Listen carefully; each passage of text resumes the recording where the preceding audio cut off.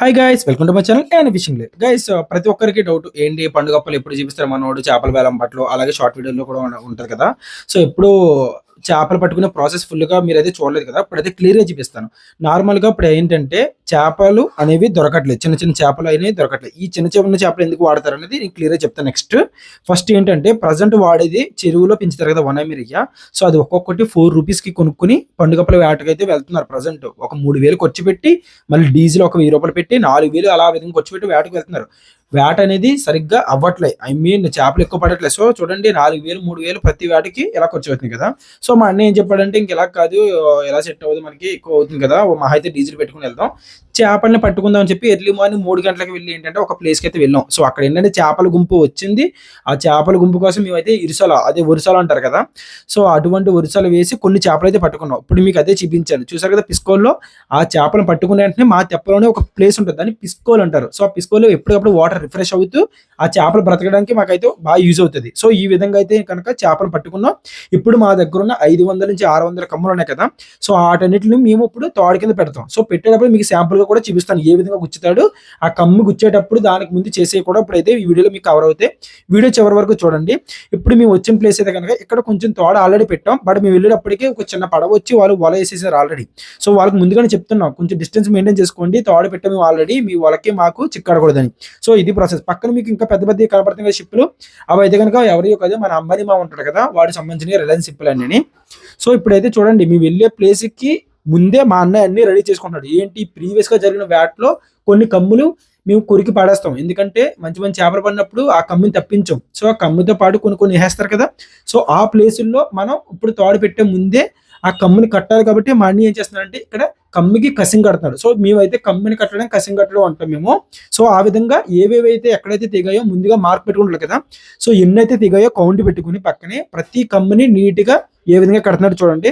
So ఇదే విధంగా ప్రతిసారి వేటైతే ఉంటుంది. మనం వేటకు వెళ్ళడం, కమ్మలు తెగిపోతే ఆ కమ్మలకి కొత్త కమ్మలు కట్టడం, ఈ విధంగా కసింగ్ కట్టి రెడీగా పెట్టుకుంటాం. ఇప్పుడు వచ్చి అప్కమింగ్ షార్ట్లో అయితే కనుక మీకు విజువల్స్ అయితే చూపిస్తాను. మీకు ఫిషింగ్ వెళ్ళే ప్లేసెస్ చూపిస్తాను. అలాగే ప్రతి కమ్మికి ఎర్ర ఎలా గుచ్చుతాం అనేది కూడా చూపిస్తాం. మీరైతే చూడండి, ఈ వీడియోలో ఇప్పుడు ఇంకా ఉంటుంది.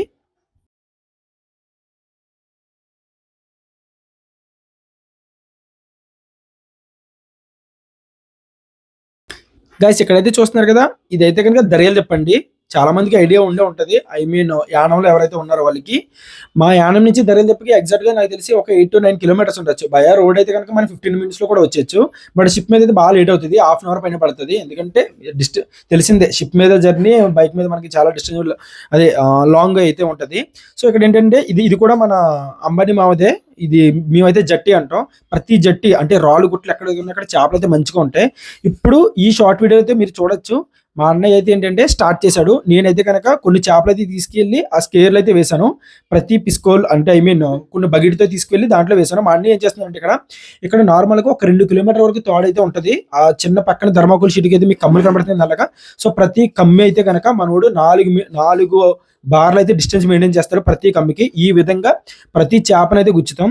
సో ఈ విధంగా కమ్ములకి ఎర్ర పెట్టేటప్పుడు టైమింగ్ చాలా ఇంపార్టెంట్. అంటే పడవ వెళ్ళే స్పీడ్ అవన్నీ మెయింటైన్ చేసుకోవాలి. ఎందుకంటే కొంచెం స్పీడ్ గా వెళ్ళినా సరే ధర్మగోళి వెంటనే లోపలికి వెళ్ళిపోద్ది. ఎందుకంటే ఆల్రెడీ మనం కొన్ని కమ్ములు అయితే ముందుకి వదిలాం కాబట్టి, సో నెక్స్ట్ వదిలే కమ్మికి మనం ఆ స్పీడ్ అన్ని మెయింటైన్ చేసుకోవాలి. అందువల్ల వెనకాలైతే మా మావి ఉన్నారు కదా, ఆయన అయితే పడవని అయితే హ్యాండిల్ చేసుకుంటున్నారు. నేనైతే కనుక కొన్ని చేపలు అయితే అయిపోయినా తీసి అయితే ఈ విధంగా ఇస్తాం. సో చూసారు కదా, ఇదిగో ఇప్పుడైతే ఈ విజువల్ చూడొచ్చు మీరు. ఇక్కడ ఏంటంటే మేము సముద్రానికి దగ్గరలో ఉన్నాం. మేము ఈ ఏరియా అంతా మీరు చూడొచ్చు. ఇది దర్యాలు తెప్ప భైరవపాలెం అంటారు కదా, ఆ మొగలైతే ఉన్నాం మేము ఇక్కడ. సో ఇక్కడ ఆల్రెడీ ఏంటంటే సముద్రం నుంచి వచ్చిన 2 షిప్లు అయితే చూడొచ్చు మీరు. లంగారు కట్టుకుని అయితే కనుక ఉన్నాయి. అవి మేబీ వాళ్ళు దగ్గర చేపలు ఉండొచ్చు, అన్లోడింగ్ కోసం వేరే పడవలు వచ్చి ఆ విధంగా తీసుకువెళ్తాయి. So ఇదిదా process.